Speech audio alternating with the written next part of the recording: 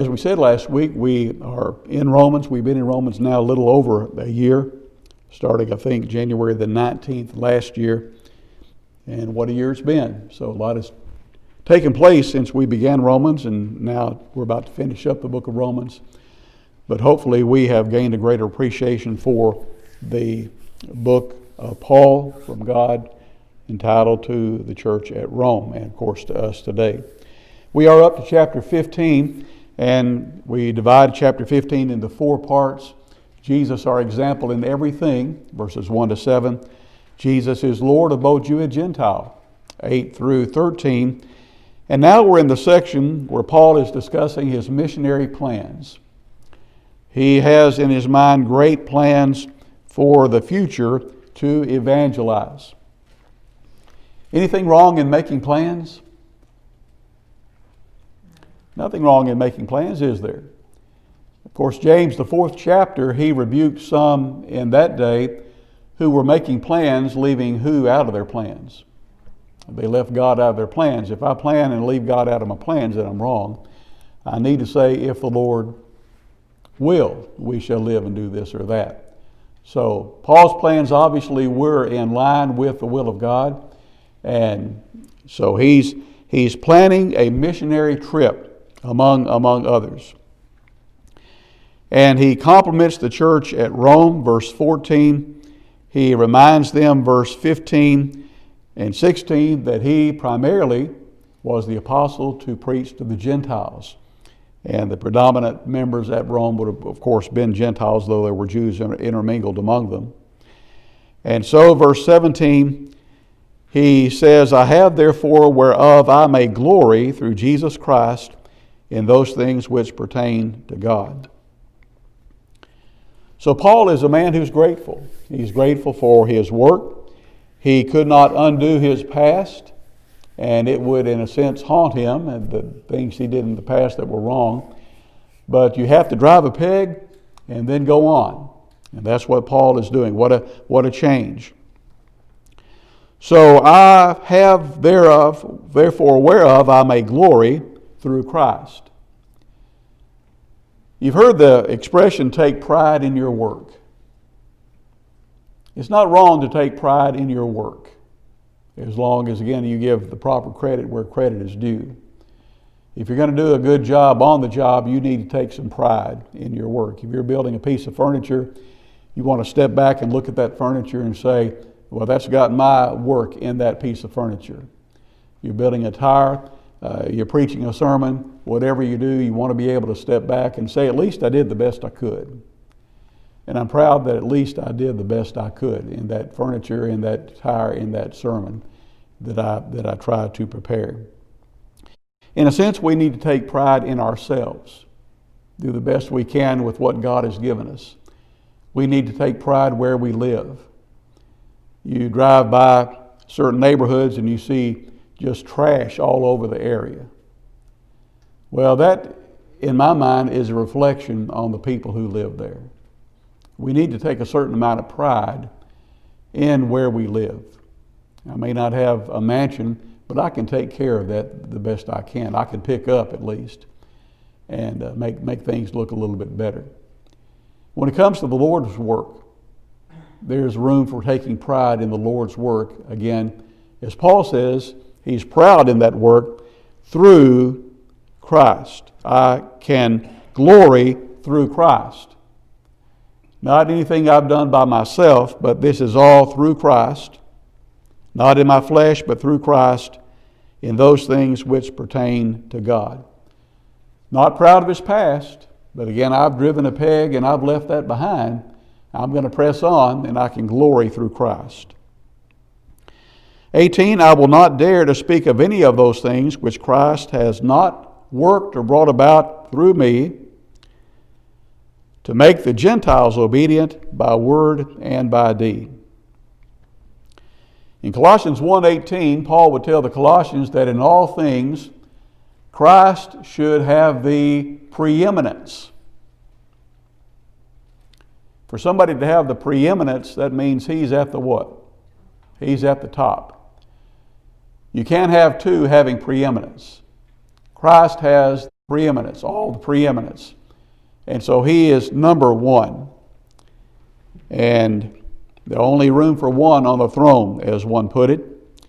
And so I'm not going to brag or boast about any of the things that Jesus did through me. My focus has been to make the Gentiles obedient. Now, if we're not careful, we can misinterpret what Paul is saying when he says to make the Gentiles obedient. At face value, we might assume Paul is saying what? I'm going to make the Gentiles obedient. Instead of make, you could use the word, with the wrong assumption, force. I'm going to force them. You know, my parents sometimes had to make me mow the yard. That was against my will, wasn't it? Had better things I thought in mind to do. They had to make me. And didn't take too much persuading after a while, if you know what I mean. But when Paul says that my objective is to make the Gentiles obedient, that is not in the sense of forcing them to obey without their will. If we interpret that phrase that way, then we interpret it wrongly.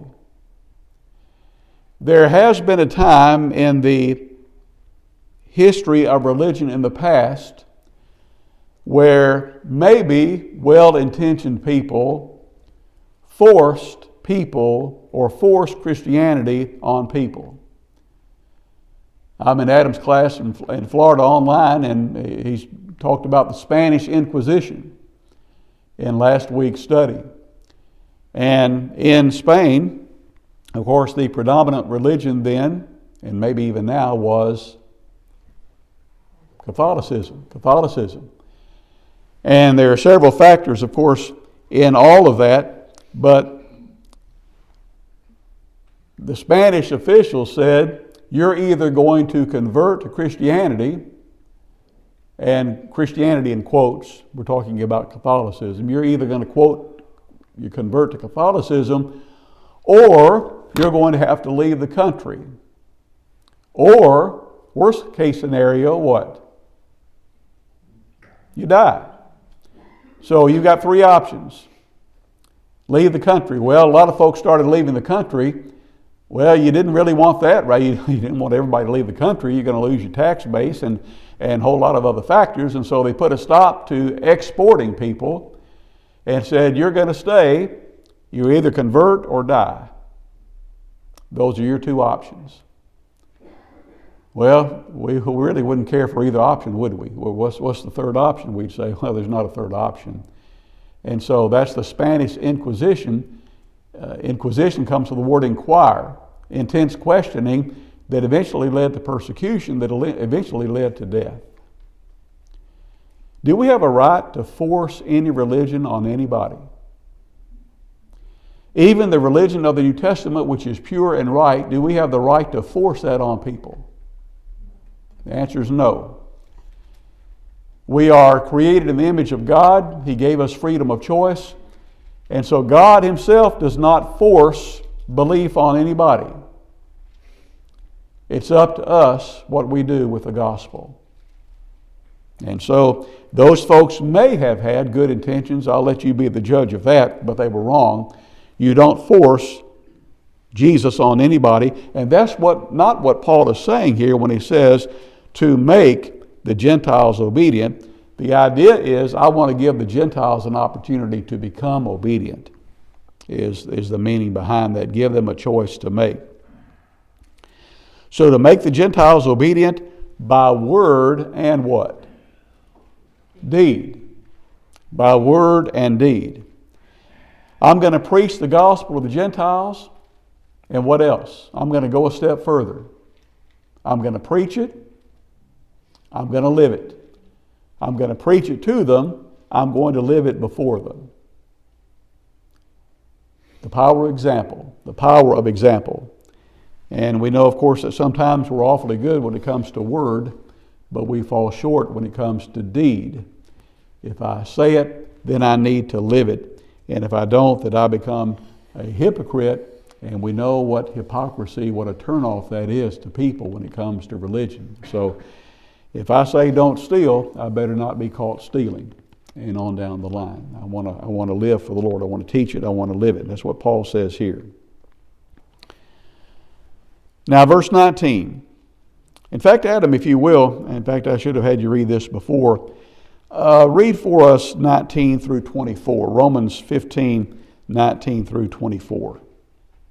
Through mighty signs and wonders by the power of the Spirit of God, so that from Jerusalem and round about unto Illyricum, I have fully preached the gospel of Christ. Yea, so I have strived to preach the gospel, not where Christ was named, lest I should build upon another man's foundation.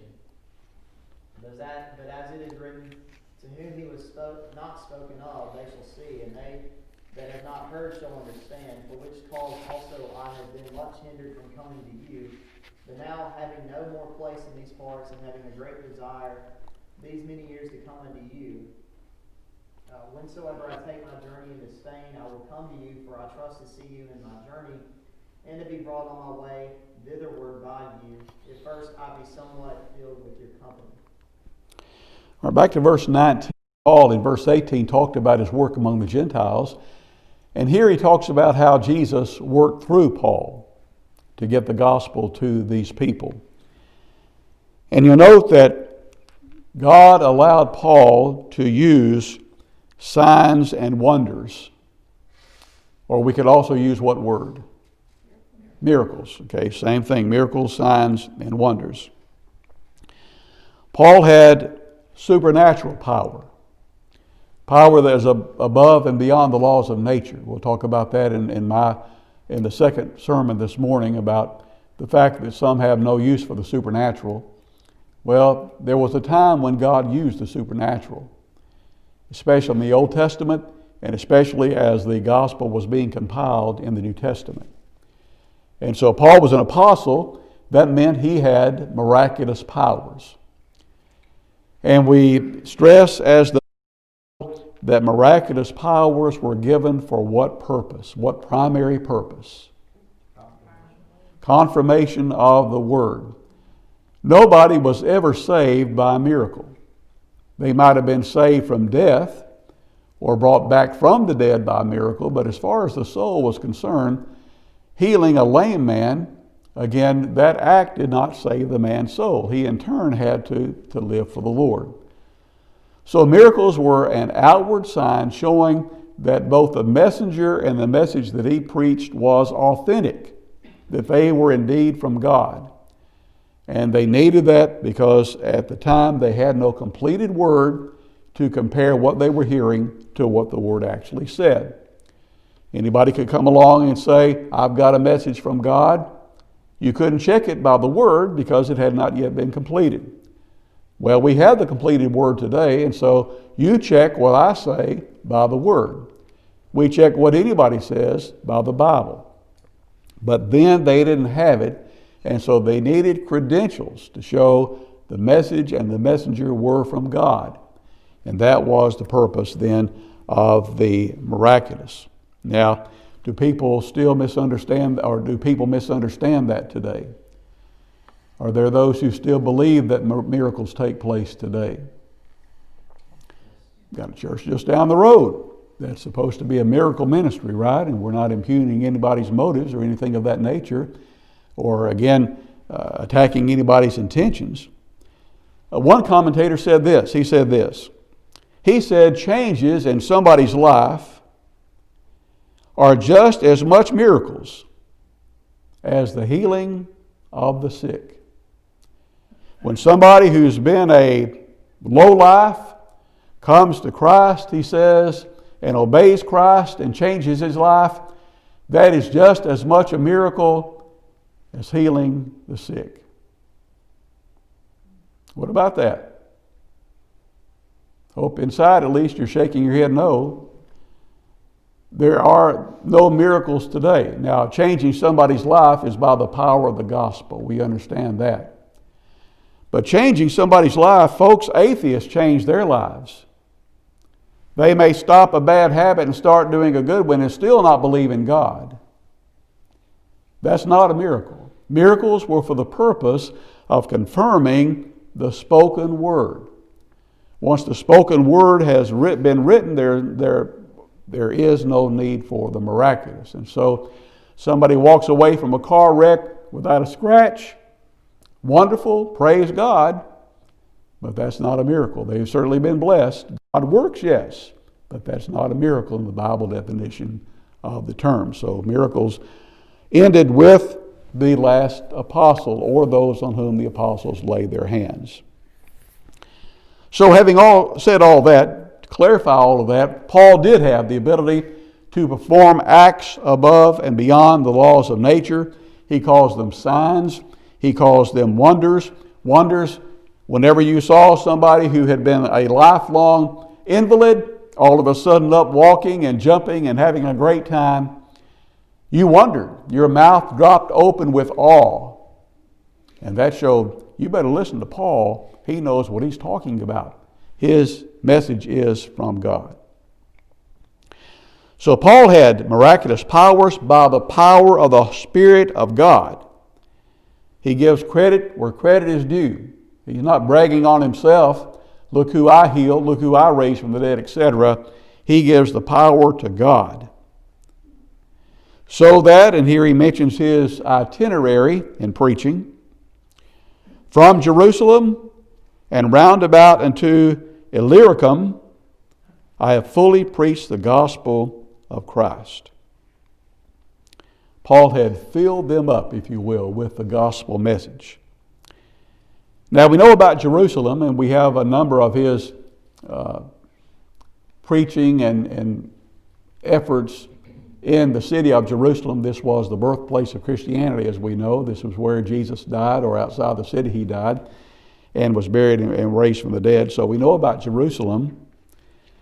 Roundabout, in other words, making a circular route, if you were looking at a map, unto Illyricum. We're not quite as familiar with Illyricum, are we?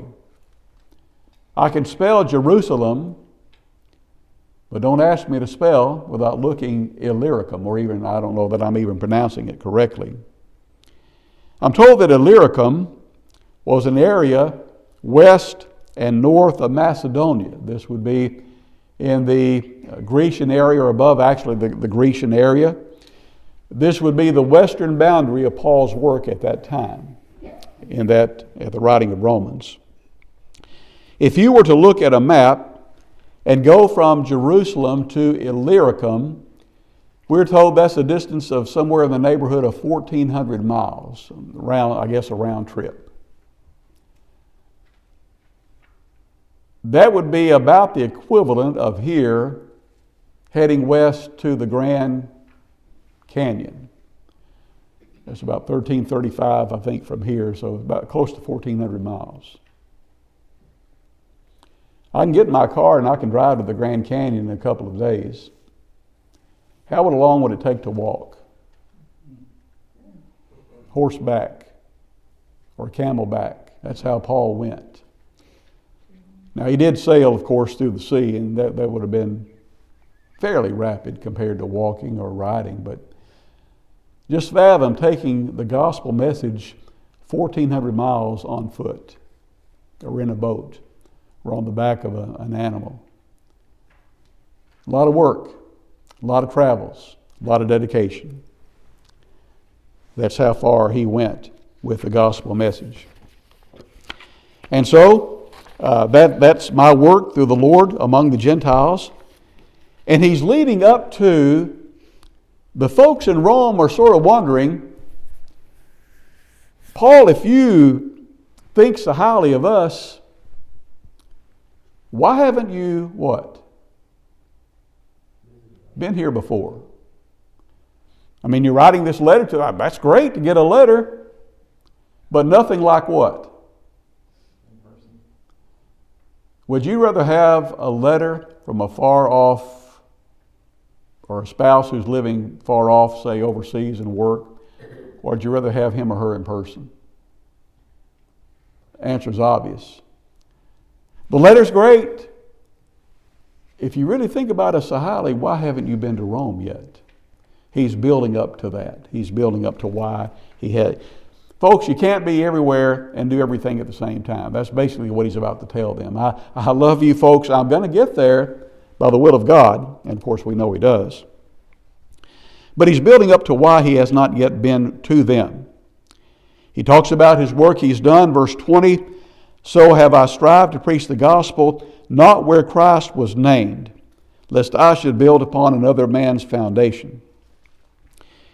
You might say that Paul was a pioneer, about like Daniel Boone. You know, Daniel Boone came to the country and sort of blazed a trail, sort of like Meriwether and Clark, as they explored our country where many had not gone before, the first to go there.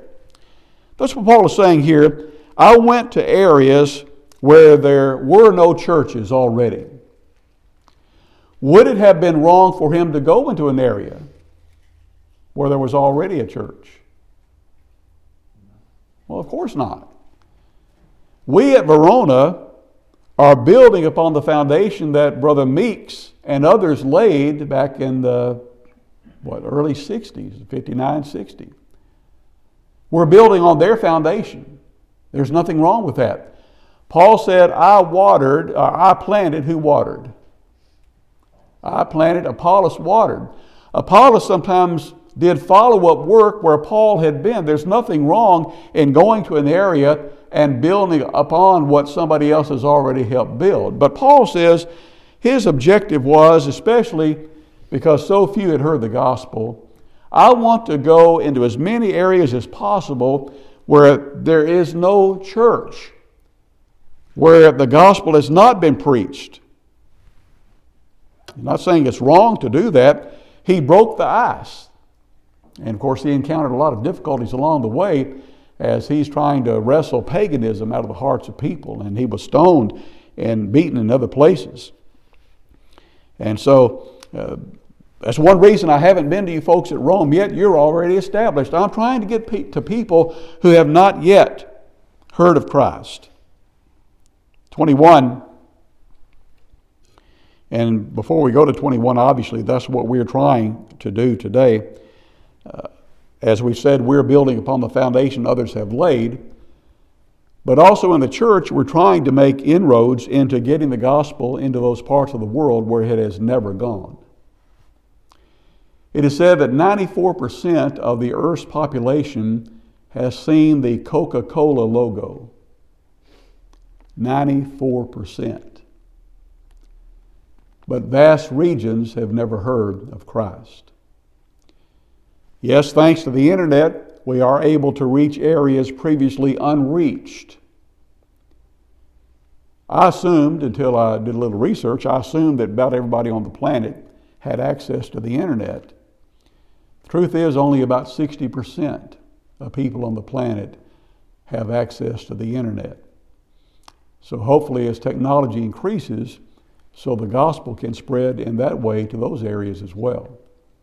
But again, yes, certainly we want to build up the kingdom in this area, but likewise we're concerned about building the kingdom up where there is no church, where the kingdom has not yet been established, at least in certain areas.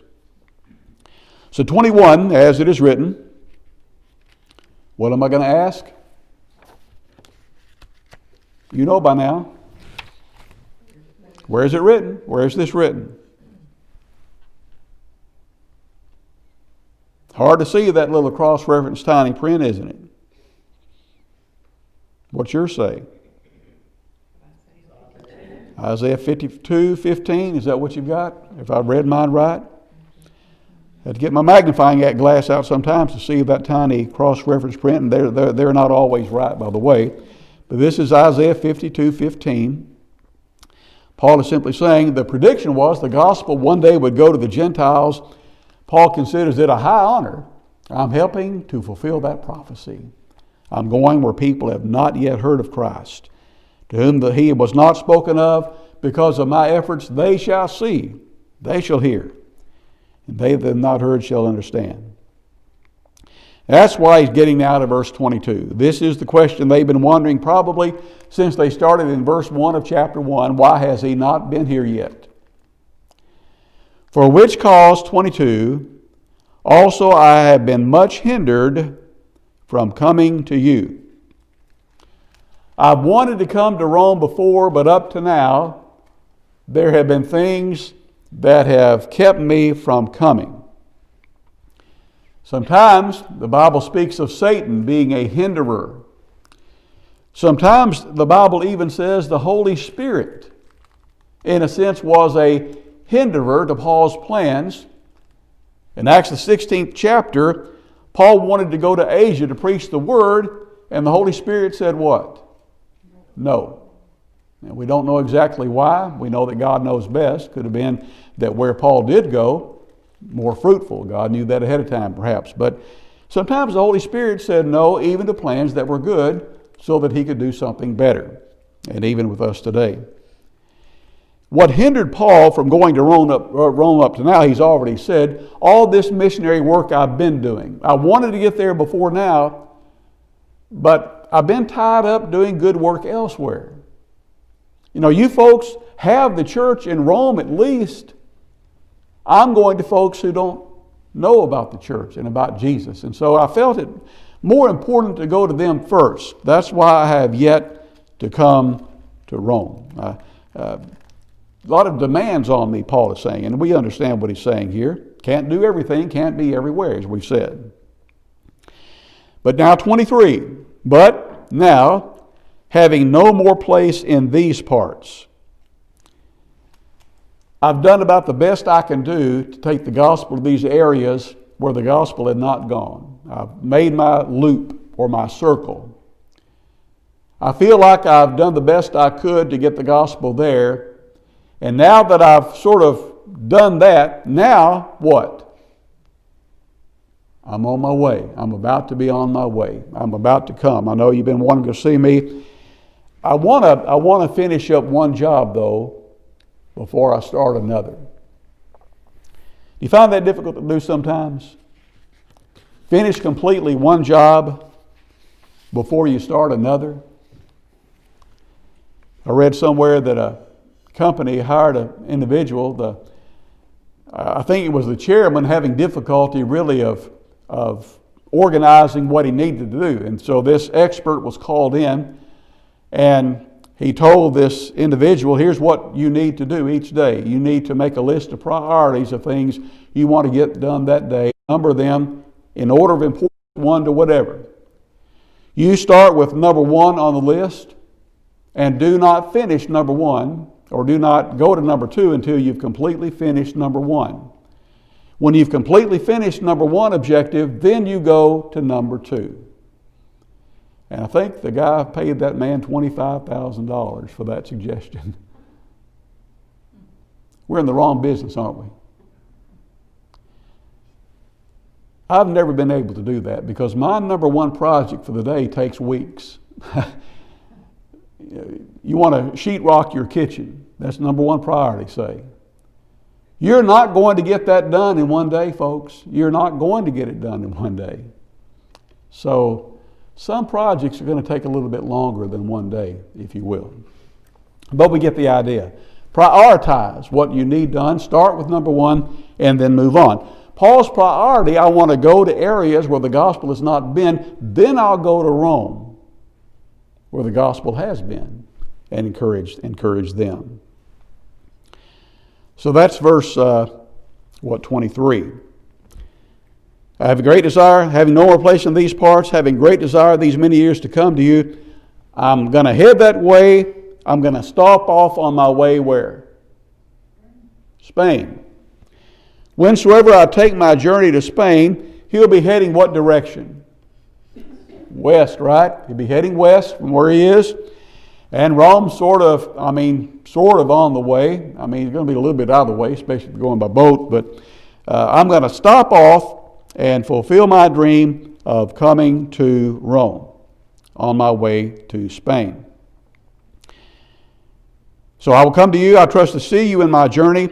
And notice, to be brought on my way by you. There carries the idea he's asking them for what? To be brought on his way. A little bit of help. Probably a little bit of financial help, as well as encouragement. He's not ashamed to ask for help in doing the work of God. He's not padding his own pocket. He's not getting rich. That's not Paul at all. but it's going to take some expense to get to Spain. As I drop off, if you will, bring me on my way. Or, as other translations say, to be helped on my journey. And probably he's talking about a bit of financial help here as well. When I decided to go to the Memphis School of Preaching, my original objective was I'm going to save up my money, and when I get enough money saved up, then I'll go. It takes 2 years, so to save up enough living food expense for 2 years would be quite a sum of money. So I started by selling my cows. I sold my cows, which weren't worth a plug nickel in those days, so I didn't get much money there. And I had a job, and I just started putting money back. Somebody said, Wayne, I believe there are plenty of congregations that will help support you if you want to go preach. And I took his advice and didn't have any trouble getting enough support to go. If I had waited until I saved up enough money to go, probably what? I never would have gone. You've always got this expense, that expense, car breaks down, this happens, that happens. I don't know, but I probably never would have gone. So don't be ashamed to ask for help if you need help. Do some take that too far? Do some take advantage of that? Absolutely. I don't like asking for help, but some people have no problem asking for help and we understand that. Paul, he's doing a great work. He's doing the work of God, and they would have no trouble helping him also. That's what he's saying here. And as I stop off, before I go anywhere when I get to Rome, I want to enjoy what? Last part of verse 24. We'd use the word what? Company, fellowship, right? I want to be filled with your company. We wouldn't use the phrase that way. He's not saying, I'll stay until I've had my fill of you. That sounds bad, doesn't it? He's saying, I'm going to stay because I want to enjoy your fellowship. I want to be with you. I want to get to know you. Talk to me. Tell me how things are going. The warm fellowship of believers. Pity the poor person who tries to forge his way through life alone without the help of others. It'll be a blessing to Paul to get to Rome. It'll be a blessing to those Roman Christians for Paul to get there. So I'm coming. I'm heading to Spain. On my way, I'll stop off and see you, and I want to enjoy your fellowship. But there's one more thing I need to do first. What was that one more thing? He's got to go where? Got to go to Jerusalem, you see. He's been taking up a collection among the churches in that area for the poor saints, Christians down there in Jerusalem. When many of those Christians in Jerusalem, when they became Christians, they lost their jobs. Many of those folks had been Jews. And to leave Judaism for Christianity meant you would have been shunned. If you had a business, the people would not shop with you or your business because you're no longer a Jew. And so that's the need. I've got something to do first, 25. I've got to go to Jerusalem right now to minister to the saints. 26. It's pleased those Christians of Macedonia and Achaia to make a certain contribution to the poor saints who are at Jerusalem. The saints in Jerusalem primarily would be of what ethnicity? Jews. The saints in Macedonia and Achaia would primarily have been of what ethnicity? Gentiles. Marvel of marvels. Gentiles are taking up a collection to help Jews. That would have been completely unheard of before what? Christianity. Remember the mission of Jesus to unite Jew and Gentile in one body? We see that wonderful union here. Gentile Christians taking up a collection for poor Christians down there in Jerusalem. 27, it's pleased them verily, and their debtors they are. He didn't have to twist anybody's arms primarily. Now, he did have to sort of prod the Corinthians to get on board with this. If the Gentiles have been made partakers of their spiritual things, their duty, gospel first went to the Jews. Some of the Jews then took it to the Gentiles. It was their duty of obligation to help them in fleshly matters. They've helped you spiritually. Dig in your pockets and help them physically. And 28, when therefore I perform this and have sealed to them this fruit, I will come by you into Spain. I'm sure that when I come to you, I shall come in the fullness of the blessing of the gospel of Christ. Whenever you read of that account of Paul's trip to Jerusalem, did he take all that money by himself? No. Whenever you're handling large sums of money, it is a mark of wisdom to carry others with you. Not that Paul would ever dip his hand into the till, but some might wonder, right? Some might just wonder, here comes Paul with all this money. I wonder if he didn't pay just a little bit of it. Well, he takes an entourage with him, and that's a mark of wisdom. And that's something we would do well today as well to keep in mind. And so, next week, Lord willing, we're out of time for today. We'll pick up and wrap up chapter 15 next week and get into the last chapter, chapter 16. But for next week, a plea for a prayer, Romans 15, verse 9.